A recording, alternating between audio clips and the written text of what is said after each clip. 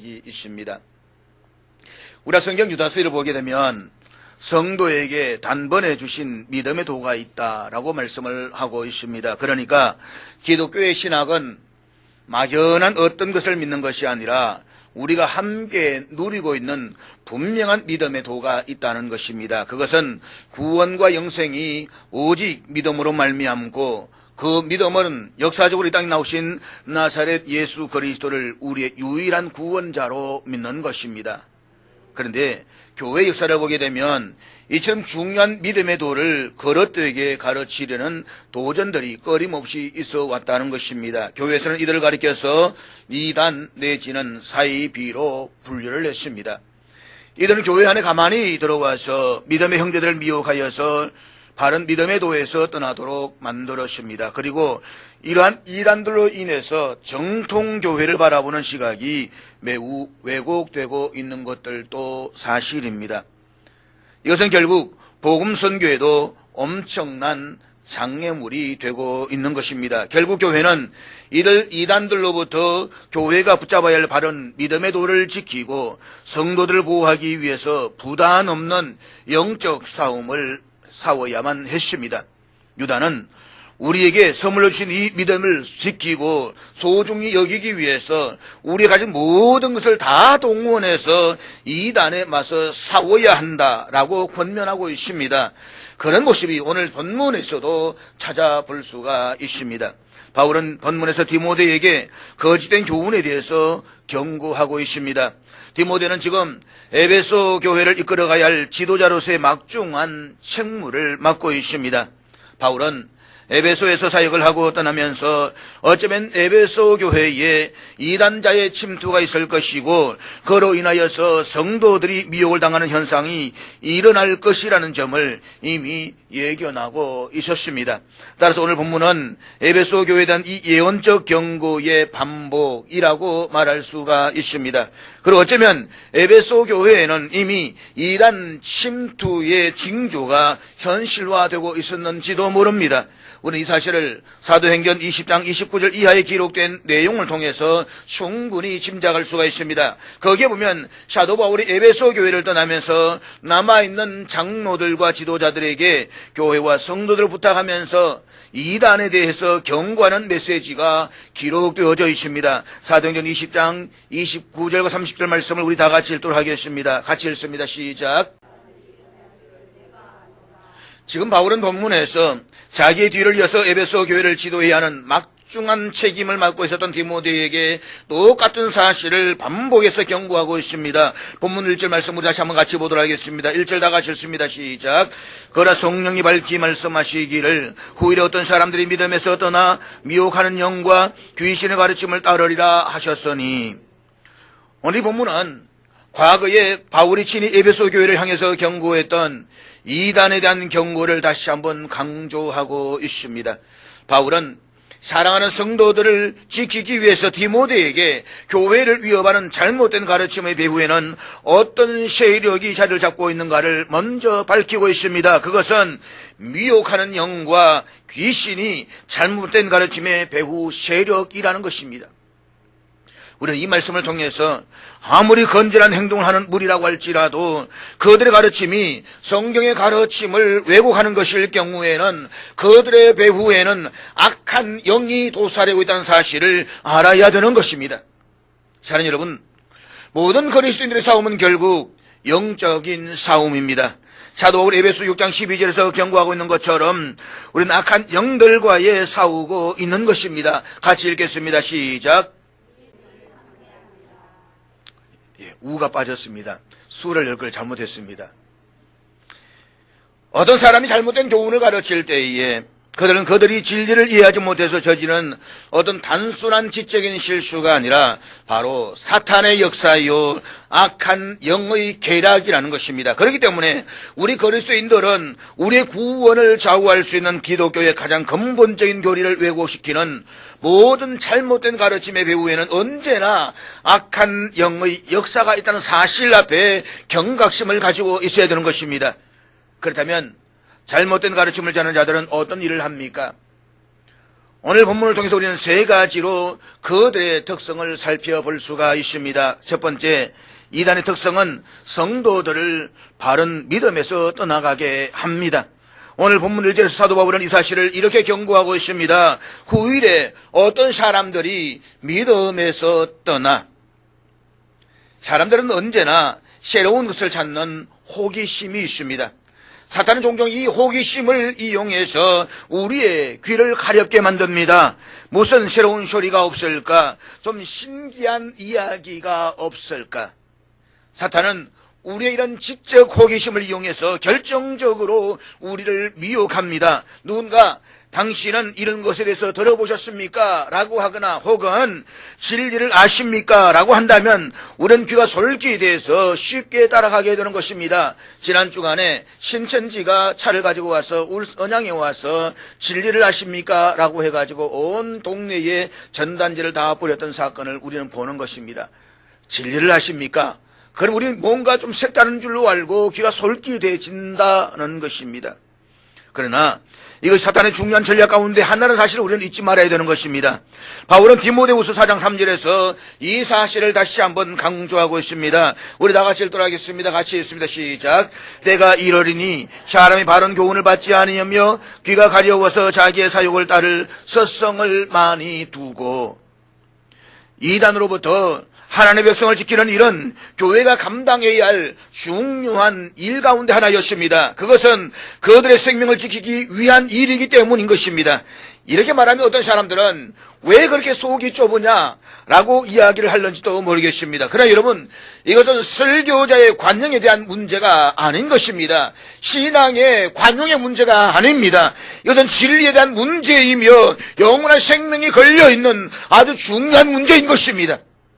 진리에 관한 한 바울은 아주 엄격하고 독선적입니다. 디모데후서 4장 4절 말씀 우리 다시 한번 같이 읽겠습니다. 시작. 사람들은 자기의 사욕을 만족시킬 수 있는 소리를 듣고 싶어 합니다. 자기 일을 책망하는 진리의 소리보다는 개인적인 욕망을 만족시킬 수 있는 아주 그럴듯하고 기분 좋은 소리를 더 좋아하는 것입니다. 호기심이 많은 사람일수록 그러한 소리에 더 쉽게 마음을 빼앗기게 됩니다. 사탄은 인간의 이러한 결정적인 약점을 이용해서 우리를 미혹하는 것입니다. 이단의 두 번째 특성은 외식합니다. 본문 2절 말씀 마치 보도록 하겠습니다. 우리 2절 다 같이 읽겠습니다. 시작. 자기 양심이 화인을 맞아서 외식함으로 거짓말하는 자들이라. 양심이 마비되었다 이 말입니다. 이것은 잘못된 가르침을 전하는 자들의 말이 위선적이고 일관성이 없다는 뜻입니다. 그러므로 일관성이 없는 것이야말로 이단의 제일 가는 특성 가운데 하나인 것입니다. 그러므로 세 번째 이단의 특성은 끊임없이 거짓말을 합니다. 잘못된 가르침을 전하는 자들은 자기들이 틀렸다는 사실을 알면서도 사람들을 잡아놓기 위해서 의도적으로 거짓말을 합니다. 저들은 너무나도 오랫동안 능숙하게 거짓말을 해왔기 때문에 이제는 진리를 말할 능력조차 잃어버렸습니다. 저들은 양심이 마비된 사람들인 것입니다. 이것은 마귀의 특성 가운데 하나입니다. 그렇다면 사도 바울은 도대체 그 당시 어떤 가르침을 향해서 이렇게 강하게 경계하고 있는 것입니까? 우리가 서신을 보게 되면 바울의 대부분의 서신은 그 당시에 교회를 어지럽히고 성도들을 바른 믿음에서 떠나게 했던 이단들을 염두에 두고 있는 것을 볼 수가 있습니다. 그것이 바로 영지주의입니다. 이들은 당시에 유행이던 소위 헬라 철학과의 교리를 통해서 영혼과 육체를 완전히 나누어 생각하는 이원론을 받아들였습니다. 이들은 육체나 물질을 항상 악한 것으로 규정하고 영혼만이 깨끗하고 거룩한 것으로 생각합니다. 그리고 영적인 진리를 깨달은 자만이 구원을 받을 수 있다라고 말하면서 자신들만이 그런 영적 진리를 독점하고 있는 것처럼 주장을 했습니다. 이것을 깨달아야 구원받는다. 영적 세계, 너희라는 세계가 아니라 더 높은 차원의 세계를 알아야만 구원받는다라고 주장했다는 것입니다. 사도 바울은 본문 4장 1절에서 그러나 성령이 밝히 말씀하시기를 후일에 라고 말하면서 이러한 것들이 일어날 것이다 라고 경계하고 있는 것입니다. 그렇다면 영지주의라고 하는 이단이 강조하고 있는 교훈은 도대체 무엇입니까? 영지주의는 헬라 철학과 교류하면서 이원론의 영향을 받았다라고 말씀을 드렸습니다. 그리고 그 결과 검육주의와 쾌락주의의 사상을 낳았습니다. 자기를 절제하면서 이러이러한 일을 하지 않는 검육주의와 자기 마음대로 그 모든 일을 해가면서 즐기는 쾌락주의와는 전혀 다른 것 같지만 사실 이 검욕주의와 쾌락주의는 한 뿌리에서 나온 것입니다. 어떻게 이 반대되는 극단의 주장이 한 뿌리에서 나올 수가 있었을까요? 물질이나 육체는 악하고 영혼만이 깨끗하다는 것이 이원론 사상의 뿌리입니다. 여기에서 검욕주의가 나왔는데 그런 더러운 육체의 고통을 가하면 갈수록 영혼은 더욱더 깨끗해진다라고 생각을 합니다. 반면에 쾌락주의는 어떻게 영지주의와 연결될 수 있습니까?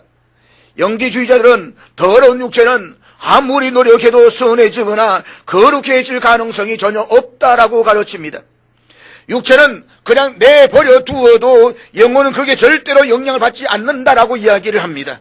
그래서 될 대로 되라는 식으로 쾌락을 즐기는 쾌락주의가 나오게 되는 것입니다.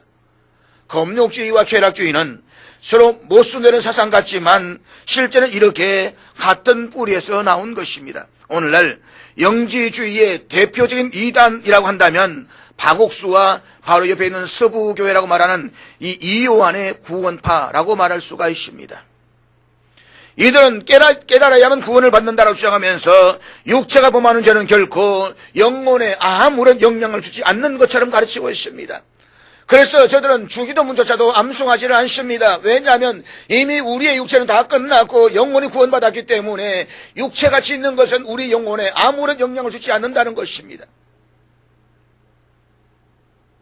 그러나 기억하십시오. 기독교는 검욕주의도 아니고 쾌락주의도 아닙니다. 사도 바울은 디모데에게 이 두 가지 사상을 다 경계하기 위해서 디모데 전후서를 쓰고 있는 것입니다.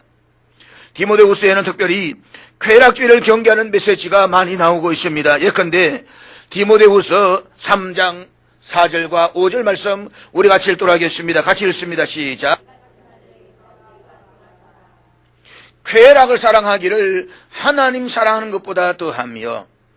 여기서 이 쾌락이란 경고는 당시에 영지주의가 퍼뜨린 쾌락주의적 영향에 대한 경고라고 생각이 됩니다. 그러나 디모데 전서에서는 반대로 영지주의의 또 다른 형태인 검욕주의에 대해서 특별히 경계하고 있는 것을 볼 수가 있습니다. 우리는 이 검욕주의에 대해서 보다 구체적으로 오늘 함께 살펴보자는 것입니다.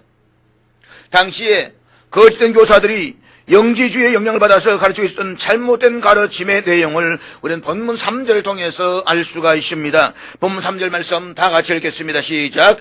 혼을 금하고 어떤 음식물은 먹지 말라고 할 터이나 음식물은 하나님이 지으신 바니 믿는 자들과 진리를 아는 자들이 감사함으로 받을 것이니라. 우리는 여기에서 두 가지 잘못된 가르침을 발견할 수가 있습니다. 그것은 결혼 금지와 음식물을 금하는 것입니다. 그러나 결론적으로 이런 가르침은 모두가 다 하나님의 창조 원칙에 위배된다는 것입니다.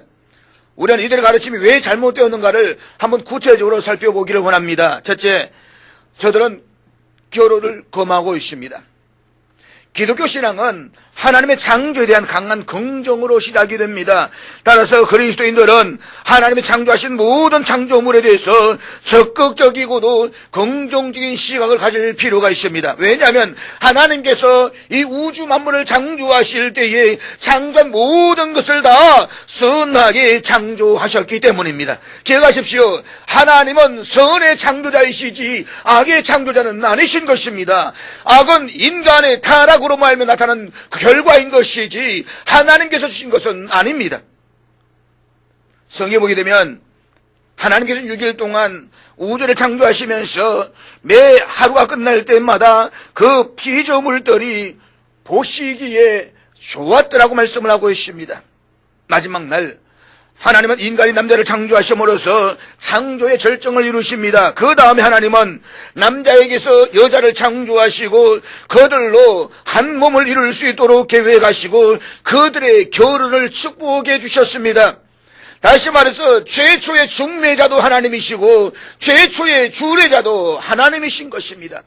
하나님께서 하와를 아담에게 중매하시고 두 사람 사이에서 하나님께서 주례하신 것입니다. 얼마나 아름다운 모습입니까? 그렇다면 결혼을 반대하는 것은 누구의 뜻을 거역하는 것입니까? 하나님의 뜻을 거역하는 것입니다. 기억하십시오. 우리의 육체가 악하지 않은 이유는 하나님이 우리를 선하게 지으셨기 때문인 것입니다. 만약에 하나님이 우리를 악하게 창조하셨다고 한다면 결코 보시기에 심히 좋아하더라 말씀할 수가 없는 것입니다. 선하신 하나님은 그의 모든 우주를 선하게 창조하셨습니다. 이 지구상의 모든 종교들 가운데 육체를 더럽고 악한 것이 아닌 선하고 귀한 것으로 가르치는 것은 기독교밖에 없습니다. 세상의 모든 종교나 철학은 육체를 죄악시하려는 경향들이 있습니다. 그러나 성경은 육체가 참으로 귀한 것이라고 말씀하고 있습니다. 왜냐하면 선하신 하나님께서 창조하셨기 때문입니다. 그리고 하나님의 성령이 거하시는 곳이기 때문이기도 한 것입니다. 그러므로 기억하십시오. 성경은 결코 육체를 부인하지 않습니다. 우리는 부정적인 이미지를 담고 있는 육이란 말을 들었을 때에 종종 혼돈을 일으킬 때가 있습니다. 그 이유는 우리가 육이라는 단어를 잘못 이해하고 있기 때문인 것입니다. 가령 로마서 7장에서 내 육신에 선한 것이 거하지 아니하는 줄을 아노라 라는 말씀에서 이 육이라고 하는 것은 육체가 아닙니다.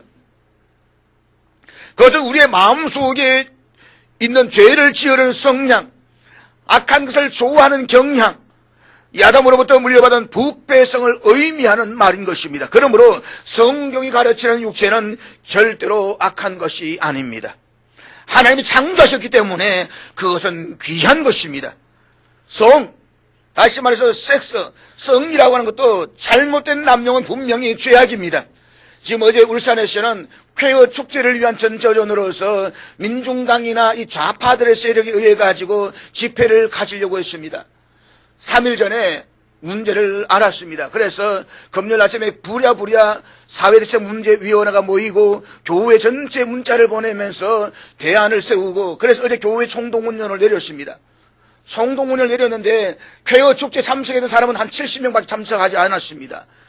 교회에서는 500명 정도 참석해가지고 전체를 집회를 둘러싸고 유해인물을 나누어지면서 이것이 얼마나 잘못되었는가를 홍보를 했습니다. 그런데 동영상을 사진을 보니까 거기에 학생이 보이더라고요. 그 안에 말입니다. 여러분, 바른 질서, 바른 성의 문화는 하나님 앞에 질서를 창조하는 것입니다. 우리 바른 성의 교육을 가르쳐야 되는 것입니다. 동성애가 합법화된다, 동성애를 창조한 그 진리를 옹호한다는 것, 이것은 결국 하나님 앞에 거역하는 것입니다. 거짓된 성의 문화를 우리는 몰아내야 되는 것입니다. 그래서 요즘 한쪽에서 인터넷에서 또 이야기합니다. 에이즈는 동성애만을 통해서 전파되지는 않는다. 아닙니다, 여러분. 동성애가 아닌 사람에게서 에이즈가 전파된 일은 거의 없습니다. 다시 말하면 에이즈에 감염된 사람을 통해서 감염될 뿐이지 거의 전부가 다 동성애를 통해서 전염된다는 것입니다. 성 자체는 분명히 하나님의 가장 아름다운 선물 가운데 하나입니다. 그리고 하나님은 결혼이라는 제도를 허락하셨습니다. 그러므로 하나님의 창조의 계획 범주 안에서 성은 아름다운 것이고 출산되는 자녀도 아름다운 것이며 이러한 삶이 아이로 이루어지는 가정도 귀하고 아름다운 것입니다. 사랑하는 여러분, 기독교 신앙처럼 창조의 원리 입학에서 육체에 대한 강한 긍정을 나타내는 메시지가 어디에 있습니까? 그런데 당시 바울의 이단자들은 육체에 관련한 모든 것들을 악하다라고 가르쳤습니다. 육체는 영혼을 가두는 감옥이요, 타락한 것이요, 더러운 것이요, 부패한 것이라고 가르쳤습니다. 오늘 우리 주위에 이런 경향이 없을까요? 세상 사람들은 일반적으로 목사보다는 신부가 더 거룩하다라고 생각을 합니다. 왜냐하면 신부는 결혼을 안 하고 살기 때문이라는 것입니다. 그러나 이것은 참으로 무서운 오해이고 착각인 것입니다. 그렇다면 여러분은 수도성이나 산속에서 사는 사람들을 거룩한 삶을 사는 사람의 생각을 하십니까? 기억하십시오. 거룩은 장소에 따라서 좌우되는 것이 아닙니다. 결혼을 했느냐 안 했느냐에 따라서 그 사람이 거룩하냐 아니냐가 결정되는 것이 아닙니다. 중요한 것은 오늘 내가 서 있는 이 삶의 현장에서 하나님과 어떤 관계를 맺고 있느냐의 문제인 것입니다. 장소나 신분이나 결혼의 여부가 아니라 하나님과의 관계가 한 사람의 거룩함을 결정하는 것입니다. 그렇다고 해서 결혼을 안 하는 것이 죄라는 이야기는 아닙니다. 하나님이 허락하신 특별한 은사가 있어서 혹은 삶에 대한 특별한 소명이 있어서 독신으로 남는 것은 성경도 긍정하고 있습니다. 바울도 독신이었지 않습니까? 그러나 일반적인 남녀에 대한 하나님의 계획은 남자와 여자가 만나서 둘이 결혼해서 건강한 가정을 이루고 사는 것입니다. 그러므로 하나님이 창조의 계획을 부인하는 것은 잘못된 가르침입니다. 그런데 교회 역사를 보게 되면 극단적인 종말 논쟁 가운데서는 이런 일도 늘 있어 왔습니다. 결혼하지 마라, 결혼하지 혼자 살아라, 신부로 혼자 살아서 주님을 맞이해라. 중요한 그런 이단들의 교주들은 수많은 성례, 교잡함, 남잡함 속에 살았다는 것입니다. 히브리서 13장 4절 말씀 우리 다 같이 읽도록 같이 읽습니다. 시작. 여기에서 말씀은 분명히 엄행이나 간음을 경계하고 있습니다. 그러나 그것이 결혼을 부인하는 것은 아닙니다. 본문에 보면 결혼을 귀하게 여기라고 말씀했습니다. 그래서 여러분 결혼을 귀하게 여기십시오. 가정을 귀하게 여기십시오. 부부의 관계를 귀하게 여기십시오. 결혼이라는 것은 매우 귀한 것이기 때문에 잘 지켜야 되는 것입니다. 성경처럼 결혼의 문제에 대해서 적극적이고 긍정적인 진리를 선포하는 종교는 아마 그 어디에도 없을 것입니다. 두 번째, 이들은 어떤 음식물을 먹지 말라라고 말하고 있습니다. 여기서 말하는 음식물이 구체적으로 어떤 음식인지는 모르겠습니다. 거짓 교훈을 가르친 자들도 음식을 먹기는 했을 것입니다. 그러나 특정한 음식들만 먹고 나머지 음식들은 절대로 먹지 못하게 하는 극단적인 금식을 강조했을 것입니다. 사랑하는 여러분, 금식은 귀한 것이고 때로는 필요한 것입니다. 성경은 하나님의 사람들이 금식한 예들이 많이 기록되어지고 있습니다. 그러나 금식이 삶의 방식이 될 필요는 없습니다. 하나님이 우리를 배고프게 하신 이유는 먹도록 하기 위해서입니다. 배가 고플 때는 먹어야 됩니다. 밤에는 잠을 자야만 합니다. 그것이 정상적인 삶인 것입니다. 먹는 것은 하나도 잘못된 것이 아닙니다. 신앙생활에서 때로는 금식이 필요합니다. 그렇지만 그것이 영성의 척도로 사용될 때에는 문제가 되는 것입니다. 어떤 사람들은 41일 금식을 한다고 합니다. 왜 40일을 금식하느냐라고 했더니 예수님께서 40일 금식했지 않느냐고. 자기는 그래서 하루 더 한다는 것입니다. 그러다가 생명 있는 사람 몇 사람을 보았습니다. 이것은 영적 교만인 것입니다. 어떤 사람이 체중을 조절하기 위해서 안 먹었다라고 할 때에 그것은 문제가 되지 않습니다. 그러나 마치 무엇을 안 먹는 것이 그 사람이 거룩해지고 구원은 방법인 것처럼 강조한다면 그것은 정말 잘못된 것입니다. 바울은 그러한 가르침을 지금 경고하고 있는 것입니다. 그러므로 기억하십시오. 우리의 거룩함은 어떤 음식을 먹느냐 안 먹느냐에 좌우되지 않습니다. 음식물을 피하는 것은 잘못된 가르침을 경고하는 이 성경의 내용은 다른 곳에서 발견될 수가 있습니다. 히브리서 13장 9절의 말씀 우리 다 같이 읽도록 하겠습니다.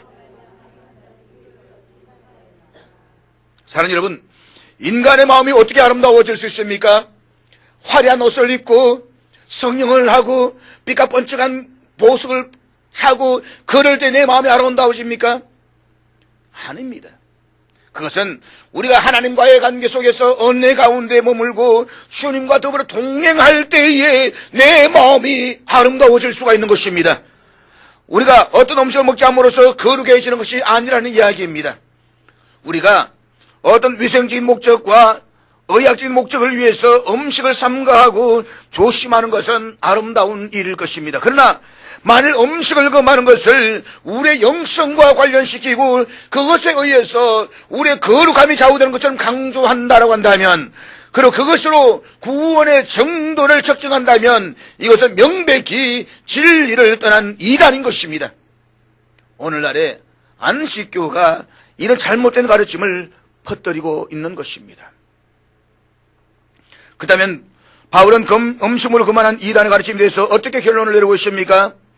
오늘 본문 4절 말씀 같이 읽도록 하겠습니다. 4절 다 같이 읽습니다. 시작. 어떤 음식이 독약이 아닌 이상 그것은 하나님이 주신 것입니다. 하나님이 지으신 모든 것은 다 선합니다. 그렇기 때문에 우리가 감사함으로 받으면 버릴 것이 없습니다. 그러면서 바울은 마지막 5절에서 결론적으로 거룩함의 길이 무엇인가를 우리에게 가르치고 있습니다. 다시 말해서 결혼을 안 한다든지 어떤 음식을 삼간다든지 하는 외적인 형태에 의해서 인간이 거룩해진다라고 주장하던 그 당시의 이단자들에게 바울은 참된 경건에 이르는 올바른 길에 대해서 이야기하고 있는 것입니다. 본문 5절 말씀, 결론의 말씀 같이 한번 보도록 하겠습니다. 같이 읽습니다. 시작. 하나님의 말씀과 기도로 거룩하여 지민이라. 사랑하는 여러분, 본문의 말씀을 잘 이해하시기를 바랍니다. 세속적인 차원과 영적인 차원이 별도로 이원론적으로 존재하는 것이 아닙니다. 문제는 동기와 목적에 달려져 있는 것입니다. 이것은 참으로 중요한 사실입니다.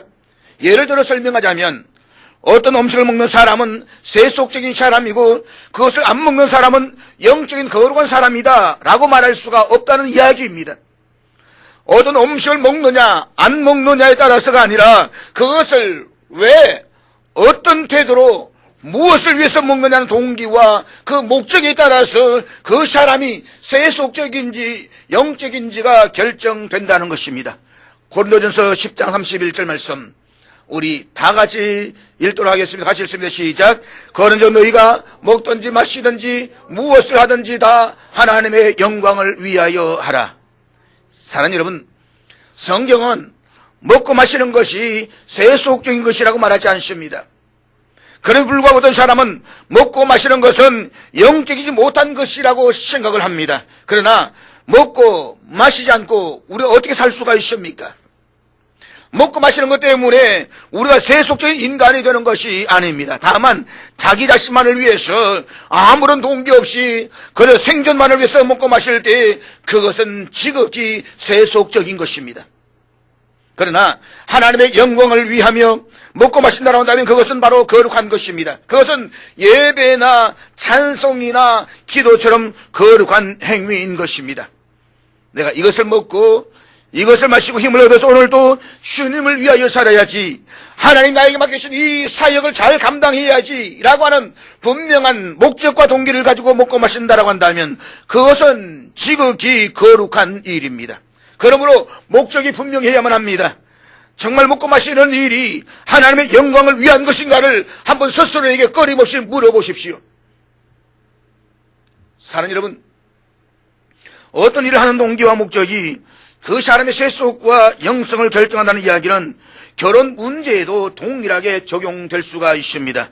결혼을 하느냐 안 하느냐가 아니라 무엇을 위해서 결혼하느냐라고 하는 것이 그 사람의 세속성과 영성을 결정하는 것입니다. 하나님이 나의 신배필과 아름다운 자녀들과 함께 하나님의 교훈을 배우면서 주님의 영광을 위해서 가정을 세워갈 때에 그것은 참으로 아름답고 축복된 결혼인 것입니다. 우리는 이제 그런 의미에서 바울의 결론을 깊이 생각해 보려고 합니다. 하나님의 말씀과 기도로 거룩하여 짐이니라. 지금 바울은 무엇을 먹고 안 먹는 것에 의해서 거룩함이 좌우되는 것이 아니라 말씀과 기도로 거룩해진다라고 말씀을 했습니다. 많은 학자들은 이 말씀이 초대교회 당시 그리스도인들의 습관과 관련된 것이라고 이야기를 합니다. 다시 말하면 초대 그리스도인들은 식사를 하기 전에, 그러니까 무엇을 먹기 전에 항상 말씀을 읽고 기도하는 습관이 있었을 것이다라고 이야기를 합니다. 그 성경이라는 말씀도 많이 읽는 것이 아니라 짧은 한 구절을 읽고 기도하고 음식을 먹었다, 이 말씀입니다. 우리도 대부분 식사를 하기 전에 기도를 합니다. 그러나 초대교회 교인들은 기도뿐만 아니라 반드시 말씀을 읽는 습관도 있었다는 것입니다. 그러므로 기억하십시오. 하나님의 말씀을 통해서 받는 축복과 기도를 함으로써 누리게 되는 하나님의 교통이 우리의 삶을 거룩하게 만들어가는 것입니다. 그리고 경건에 이르는 길, 성화에 이르는 길, 참된 영성의 길은 삶의 그 현실 자체가 아니라 그것을 대하는 우리의 동기와 목적에 있다는 사실을 잊지 마십시오. 그다음에 사랑하는 여러분 무엇을 위해서 오늘 또 음식을 먹고 있습니까? 무엇을 위해서 오늘 또 결혼 생활을 유지하고 계십니까? 무엇을 위해서 오늘 또 이 자리에 서 있습니까? 하나님이 나에게 주신 단 한 번의 삶의 기회, 다시 반복될 수 없는 이 삶의 기회를 당신은 어떻게 활용하려 하십니까? 우리 살아계신 하나님을 섬기고 그분의 뜻을 이루는 일을 도구로 소임받기를 저는 참으로 원합니다. 우리가 이런 진실한 마음의 동기를 가지고 하루하루 살고 있다고 한다면 우리 행하는 모든 일이 다 거룩한 일이 될 수 있다는 이 놀라운 사실 앞에 사랑하는 여러분, 마음으로부터 아멘 할 수 있게 되기를 축복합니다. 사랑하는 여러분, 지금 내가 무슨 일을 하느냐가 우리를 거룩하게 하는 것이 아닙니다. 무슨 일을 하든 만약 그 동기와 목적이 하나님의 영광을 위한 것이라고 한다면 그 일은 거룩한 일일 수가 있는 것입니다. 사람들은 일반적으로 목사가 하는 일을 거룩한 일이라고 생각을 합니다. 그래서 성직이라고 말합니다. 중세 로마 가톨릭 교회가 그렇게 가르쳤습니다. 그래서 목사가 하는 일을 성직이라고 하면서 아주 거룩하게 구분 지으려고 했습니다. 그러나 종교개혁자들은 지금에 대한 이런 생각을 단호하게 거부했습니다. 목적과 동기가 하나님의 영광을 위한 일이라고 한다면 그 어떤 일도 그 어떤 직업도 성직이 될 수가 있다는 것입니다. 그러므로 설교만이 하나님의 영광을 위한 것이라는 착각은 버리십시오.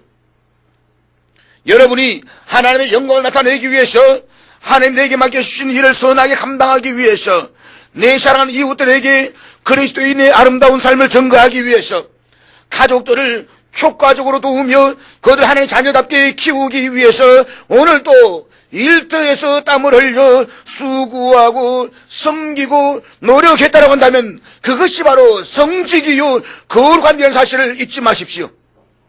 그러므로 우리는 이렇게 기도할 수 있기를 원합니다. 하나님, 내 삶의 동기와 목적을 다시 한번 거룩하게 만들어 주시옵소서. 기도하겠습니다.